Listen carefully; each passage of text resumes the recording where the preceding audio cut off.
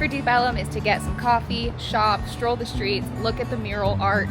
I had a list of things to do here at home and I forgot it, so we'll just see where the day takes us. I got the toasted coconut coffee from White Rhino. It was pretty good, and then we started to explore the streets. It did not take us long to start running into the gorgeous murals that are all over this part of town. I mean literally every wall. These murals back here are really cool. We are on Commerce Street, so that's where these are if you want to come check these out. Deep Ellum is made up of 3 streets: Commerce, Main, and Elm Street. We're moving from Commerce Street to Main Street. Most of the stuff on Commerce Street was closed, but it was a pretty street to walk with all the murals.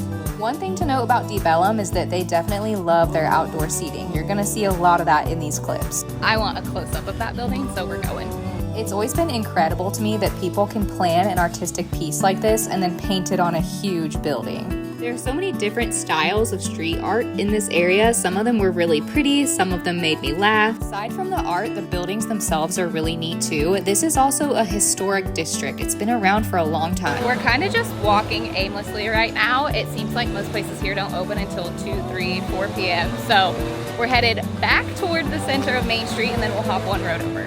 As of 2023, Deep Ellum had been around for 150 years, and to celebrate, it joined the National Register of Historic Places. There are over 100 bars and restaurants in this area and 25 live music venues. This place really comes alive at night, but we have heard that it might not be the best place to visit once the sun goes down. I'm on the hunt for water and a snack, but we found this really cute little courtyard.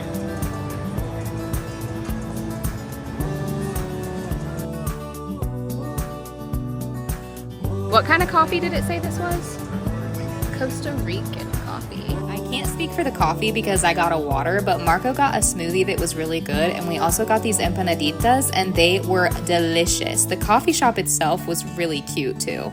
I'm feeling much better with some water and some food in my belly. Once I had a snack, we went back to strolling. That is where we are going for dinner later. It's Hawker's Asian street food, and Marco looked it up the other day and it looked really good. There were several areas where lights hung across the street to help you see once the sun starts to go down. There are a lot of little quirky things down here that I think are really funny, especially this wall.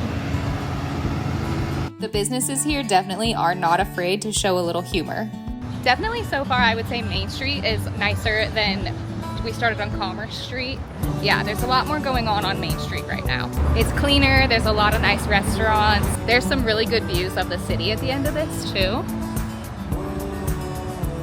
We've been looking for the traveling man, have not found those statues yet, but I will find them before we leave.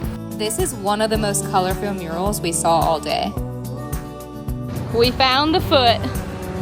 If you're looking for the traveling man statues, my advice is to follow the train tracks. Along with the dedicated arts and statues in these streets, there's tons of stickers just all over the place.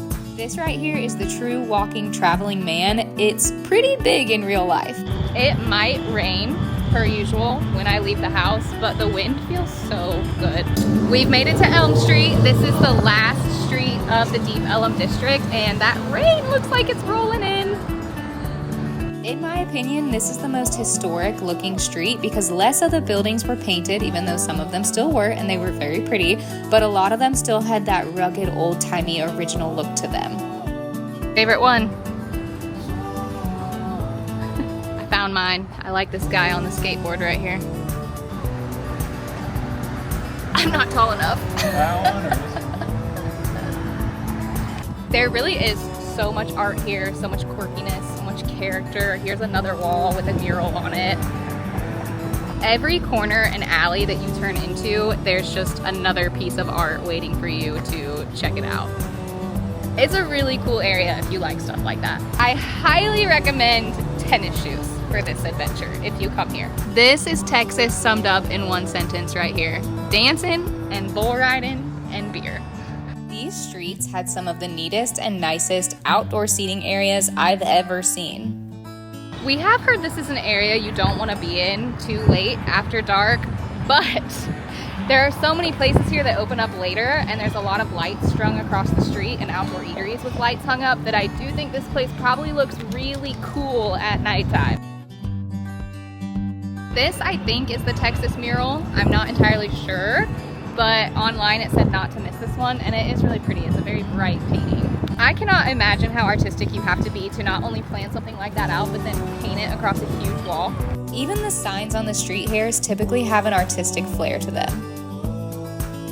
We'd walked up an appetite, so we headed to Hawker's, which you cannot miss because it's decked out in murals and marked by this really bright yellow door.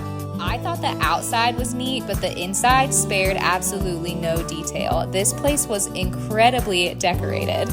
It's bright, it's fun, everything was kept really clean and neat. Even the coasters were artistic. We asked for an extra one of these to take home because they're so cool, and she gave us all 4. Marco saw a video about this place on TikTok and had been wanting to come here. It's supposed to be the best Asian street food in the area.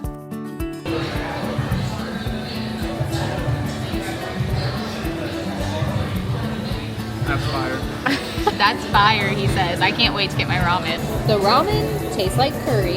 It's good curry ramen, but I would choose Tonkatsu ramen over this 10 out of 10 times. We got deep fried donuts on a stick with this caramel sauce. Oh, I missed it. These are delicious though. Well, we did not beat the rain, but we did try our best. My only goal is to not fall into a construction hole full of water this time. So we got the details on Deep Ellum from a local. On Friday, Saturday, and Sunday, they actually shut Main Street down and post up cops so that you can walk the whole area, which is really cool. And the whole it's dangerous after dark thing, it's equally as dangerous pretty much as any other city if you were walking alone drunk at 3 a.m. is what we were told. So that sounds pretty neat to go down and have the whole street shut down. I really love social districts. I don't know if we'll check it out, but it's good to know that at least from a local.